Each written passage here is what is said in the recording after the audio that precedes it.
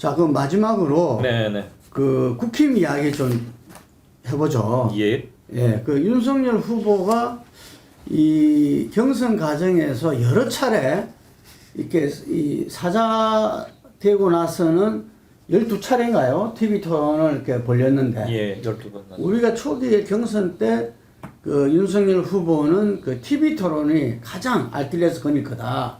이걸 어떻게 통과할 건지 봐야 된다. 이랬는데 제가 이야기 들어보면은 대체로 무난했다 이런 이야기 들어요. 학습 능력이 생각보다 빠르던데요. 예, 무난했다 이런 이야기가 들고. 물론 뭐 근데- 유승민 후보하고 붙으면 전혀 게임이 안 되긴 했지만 전반적으로는 아주 못하지도 않았던 것 같아요. 그냥 볼 때 우리가 이제 그 뒤뚱뒤뚱 따라갔어요. 아버지 부시가 있고 아들 부시가 있잖아요. 예.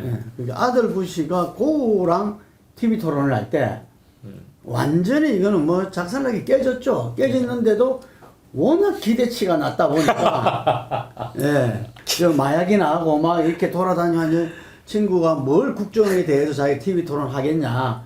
근데 윤석열 후보도 사람들이 기대치가 거의 없었어요. 몇 번 설화를 겪고 나서 TV 토론이 쭉 진행되는데 그 윤석열 후보의 어떤 발언 속에서 정말 그 이 내일의 나라를 어떻게 꾸릴 것인가 하는 그런 어떤 이 정책적인 차원의 해법을 솔루션을 제공하리라 아무도 기대를 안 한 거죠.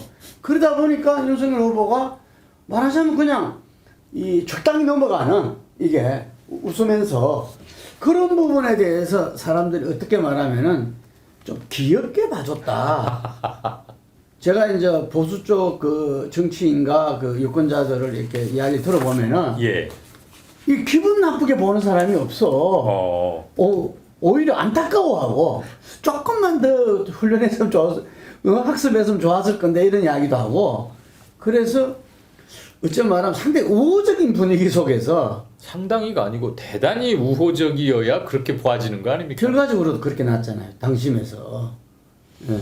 당심이야 뭐 TV 토론 가지고 하는 건 아니었을 텐데 아무튼 TV로 바라보는 예. 그것도 그렇게 이 냉혹한 게 아니라 따뜻한 시각으로 바라봤다는 거죠. 그게 그러면 이재명 후보와의 대선 본선 TV 토론에서도 그런 기제가 시청자들의 그런 기제가 작동하리라고 보십니까? 저는 바로 그 점이죠. 그래서 다음 주 초에 여론조사에서 이 설사 지금 이 기류 10%였다가 15% 이렇게 벌어지고 하는 이 기류가 그대로 유지된다 치더라도 저는 터닝 포인트가 반드시 온다. 당연히 오죠. 네, 그 터닝 포인트의 처음은 언제 시작할지 모르겠지만 이 TV 토론에서 나타날 것이다.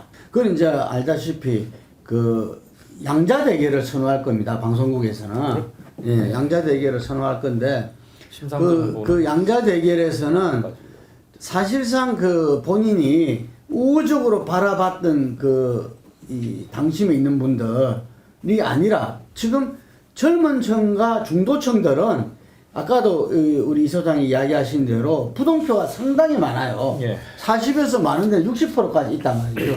그 층에서는 분명히 그걸 지켜봅니다. 당연하죠. 이 사람들이 이 사람이 후보가 과연 솔루션을 가 있는 후보냐 아니냐 이게 깜냥을 정확히 볼 정확히 겁니다. 보는 거죠. 예. 2030은 예. 특히 20. 그래서 저는 여전히 TV 토론이 아킬레스 건일 거다 봅니다. 네. 저는 한 가지 뭐 100% 동의고요. 이건 누구도 뭐 토를 달기 힘든 것 같고 언제 민주당 또는 현 집권 여당에 대한 지지층의 결집이 어느 모멘텀을 통해서 시작될 것인가 이것도 중요한 관전 포인트 중에 하나라고 봅니다. 아, 민주당의 네. 이재명 후보의 네네네. 예. 지금 이 정도로 벌어질 게임은 아니거든요. 그리고 앞으로 결국은 후보 간의 두 후보로 수렴 현상이 반드시 일어나긴 날 텐데 초반에 윤과 이 사이가 이 정도로 벌어지는 게 일테면 11월 말까지 지속이 된다. 그러면은 정치적 호오가 덜 분명한 층에는 굳어질 가능성이 대단히 높습니다. 그래서 민주당은 이게 지금 ARS 결과냐 전화면접 조사냐 그래서 그런 거 따지고 있을 때가 아니고요. 아까 후보만 보이고 민주당 선대위가 안 보인다는 말씀하셨는데 저는 지금 이 타이밍에서는 그게 굉장히 중요한 맥점이라고 봅니다. 지금 실은 긴장하고 놀래야 합니다. 그 지금 대선 결과와 상관없이 국회는 180석을 장악하고 있다는 오만 예. 저는 대선에서 아까 제가 말씀드린 대로 우은식 의원이 이야기한 그건 저는 아주 정확했다고 보는데요. 어느 한쪽이 지는 쪽은 특히 진보 세력 부분에서 보면은 탄핵 때부터 엄청나게 그 지지를 했지 않습니까, 이게. 네. 그리고 가장 앞장섰던 게 20, 30대였어요. 예. 그 촛불 집회나 이럴 그럼요. 때. 그 집회를 앞장섰던 20, 30대의 지금 배신감, 화가 나도 한창 나 있는 거죠. 근데 문재인 정부는 당시 20대 여성의 전폭적인 지지가 굉장히 큰 힘이 됐어요. 그런데 대선에 지더라도 국회는 우리가 장악하고 있다. 아, 이게 얼마든지 이 대통령을 갖다가 좌지우지할 수 있다. 에이. 자기들이 정치적 생존은 문제없다. 라는 사고방식이 아마 저는 아까 말한 대로 좀 이따 깨질 수밖에 없어요. 이게, 네. 이게 그게 아니구나. 그래 되는 순간에 이거는 대한민국 국민이 얼마나 무섭습니까, 이게. 그럼요. 예. 우리 배를 갖다가 띄울 수도 있지만 뒤집어 버리잖아요. 아니 저는. 현직 대통령을 국민들의 힘으로 오로지 촛불 하나로 끌어냈던 것을 익히 보면서도 그렇게 말하면 안 되죠. 예, 그리고 국힘의 또 하나는 저는 그 선대위에서 네. 제가 2012년 박근혜 선대위에서 김종인 그때 지금 전 비대위원장이 국민행복위원장으로 있었어요. 네. 근데 그게 국민행복 캠프였기 때문에 사실상은 선대위원장 격이었죠. 예. 근데 그 재벌 개혁에 있어가지고 이 사람 경제민주화가 자기 그거잖아요. 예. 박근혜가 다 받았어요. 그랬죠. 그 다음은 실행은 안 했지만 대통령되고 난 다음에 거기에서 핵심적인 게 순환 출자 문제가 있었어요. 네. 그 순환 출자 문제를 김종인 그 위원장은 이 역사 내에서 지금 돼 있는 순환 출자도 다 이렇게 돌이켜야 된다. 고 이야기했고 박근혜 그 당시 후보는 지금부터 순환 출자가 돼서는 안 된다는 게 결정되고 나서부터 적용돼야 된다.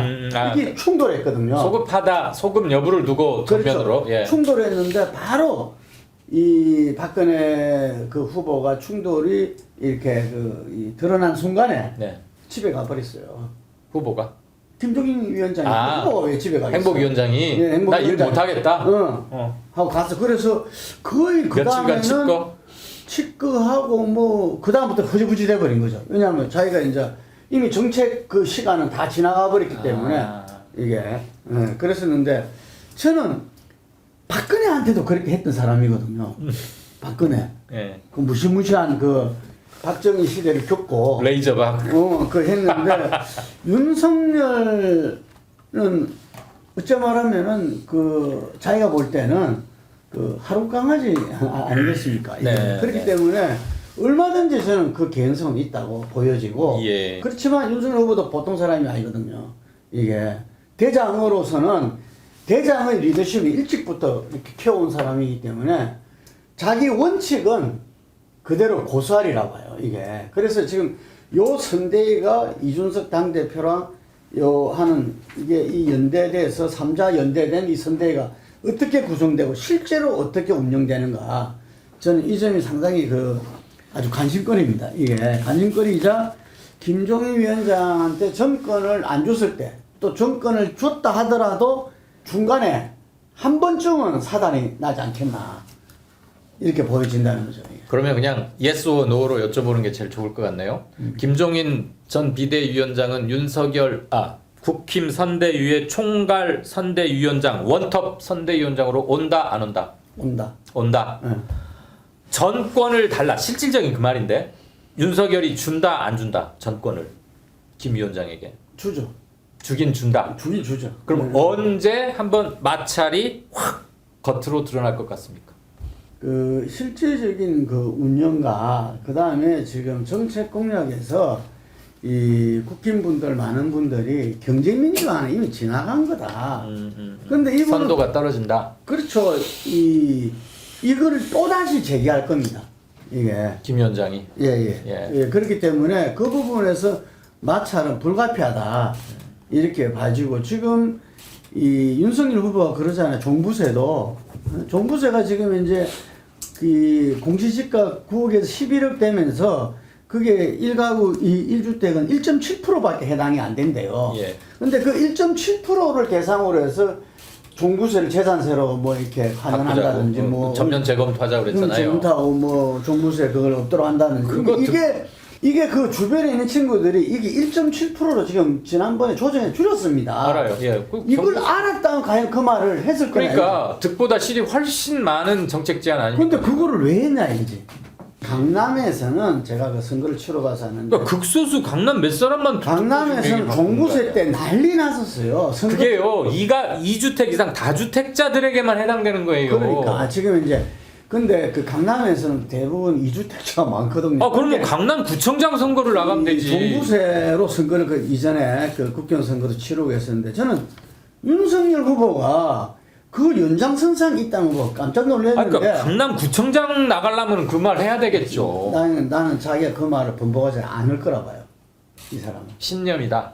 그리고 그러니까. 이것 때문에 표를 잃는 게 많더라도 부분은 간다. 바로 김종인 위원장하고 부딪힐 수밖에 없는 그런 대목이에요. 지점에서. 그런. 예. 그 경제민주화 얘기하시니까 요 말씀만 하나 더 드리고 김종인 의원 마지막 의원한 게 언제였죠? 대표 발의한 게 있습니다. 상법 개정안.